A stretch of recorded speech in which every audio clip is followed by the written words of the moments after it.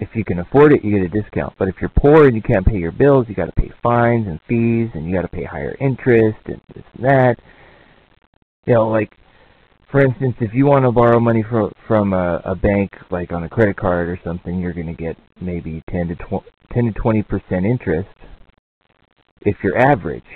You know, if you're really bad, they might charge you up to like 36%, which is like slavery. Up to 20, you know, it's ridiculous, because if you let them borrow your money, if you actually have a few dollars to saved up, and you want to put it in their bank, what do you get? You know, if you're really good at investments, maybe you'll get like a 4%. If you're good at researching and finding where to invest your money, you might get a 4% turnaround, whether it be in bonds or mutuals or whatever. But if you just put it in a savings account at the bank, you know, they're going to give you 2%, maybe 2%. So the people with the most money always get more money, and the people with less money always pay more money. That's the way it's set up, and you hear it all the time in the news. Now, we've been talking about it, and for us conspiracy theorists and economists, people who've been watching the dollar go down and said, hey, it doesn't take a genius to figure out where this is going. You know, gas prices going up, food prices going up, housing costs going up, all the baby boomers retiring, the money for Social Security isn't there. Social Security is the number one thing that we pay for, that our government pays for. Our tax dollars go to is Social Security, and the money's not there. Plus all the other crap we do, but to waste money. But it doesn't take a genius to see what's going on. It only takes a couple of clickety-click clicks on the internet to do some research, and it all becomes clear. Of course, then you become one of the crazy people. Oh, wow, that's wacky. The problem is that it's always been claimed crazy talk, you know, to talk about getting rid of the central bank or whatever, Federal Reserve Bank. We don't need that. It's causing all our problems.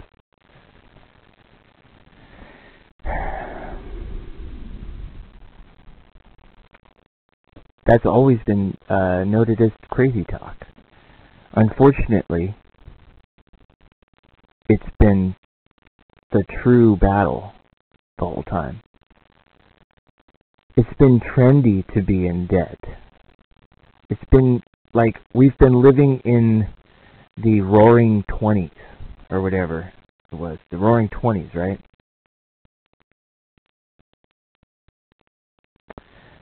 We're having our own roaring 20s. And you see the apathy and the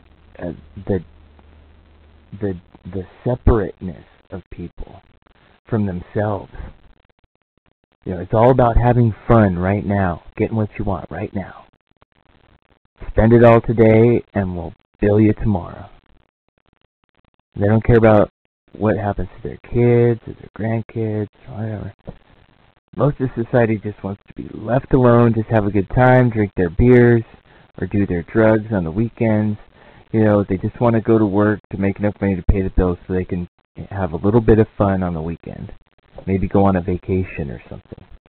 Well, now it's getting harder and harder for even those, the middle class and the upper middle class who've been doing so well, you know. They're working 2 jobs to pay for their damn makeup.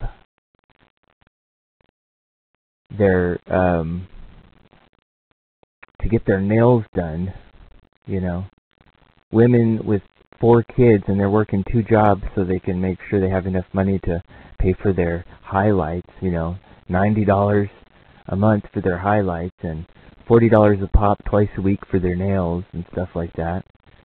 And guys have to make sure they have enough money to, you know, waste on whatever. What do guys waste money on? I'm not a real guy. But guys waste their money on toys, right?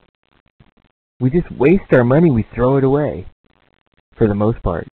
and people have been trying to work more jobs and cut back. People are cutting back on their food so they can drive. Now people are really getting serious, and they're talking in the news about it every day now. People are cutting back on their driving so they can put food on their table. Forget about your acrylic nails. Forget about your pedicures and your fancy makeup and your, going out to eat twice a week, and forget about going to the movies and whatever else people do to throw their money away. Forget about it. People are going to have to stop getting cable. Cable, it's ridiculous. It's ridiculous if you think about it. How much money does it really cost them to get that information to you, that cable television? And they're charging like maybe $60 to $100 for your cable. They got a package here where you get your telephone. I'm not on it because I don't watch TV. I don't got cable television. I'm right here on the internet, Revolution Broadcasting, in the chat room, getting links, following up stories, doing research, because I need to get my education. But you can get your telephone, your cable, and your internet, cable internet or whatever they offer, for $100 a month.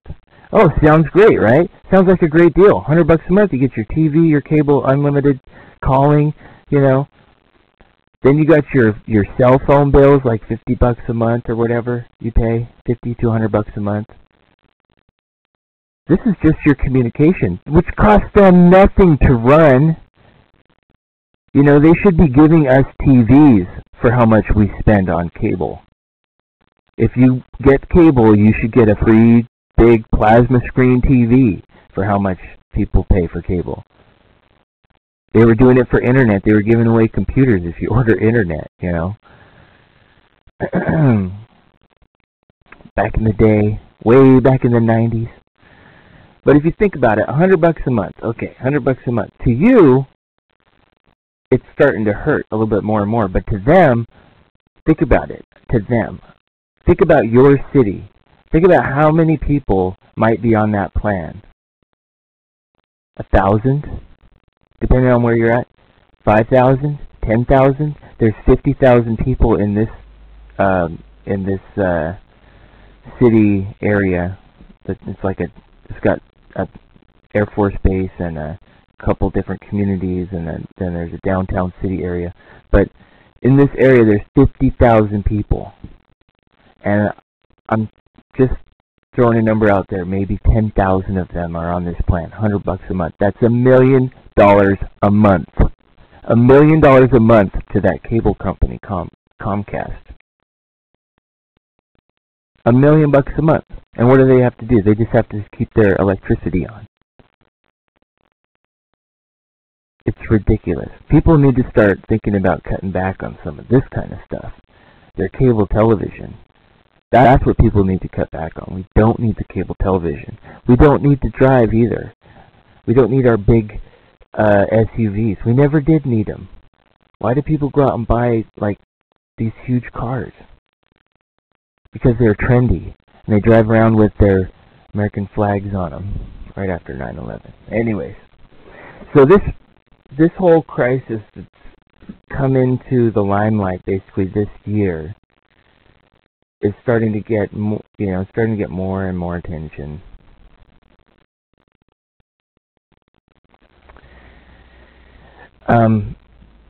It was a subject at the Bilderberg meeting. I just got to hear Alex Jones give his final update on the Bilderberg meeting this weekend. I'll do a brief overview of what happened this weekend, and then I'll do a full, we'll do a full thing on it if you want. Or what I want to do is get to these numbers, type them in the chat room. Play a song, type them in the chat room, so you can call Coast to Coast. Because Coast to Coast is a radio show that has millions of listeners every night. Millions of listeners. And they talk about all kinds of crazy stuff. Anything from UFOs to Hollow Earth to the, what else is there? There's chemtrails. There's, the only thing they don't talk about is 9/11. So, they need to get on the ball. If they're going to talk about every other conspiracy in the world except 9/11, I don't know how they do it, but somehow they do it. They do. So don't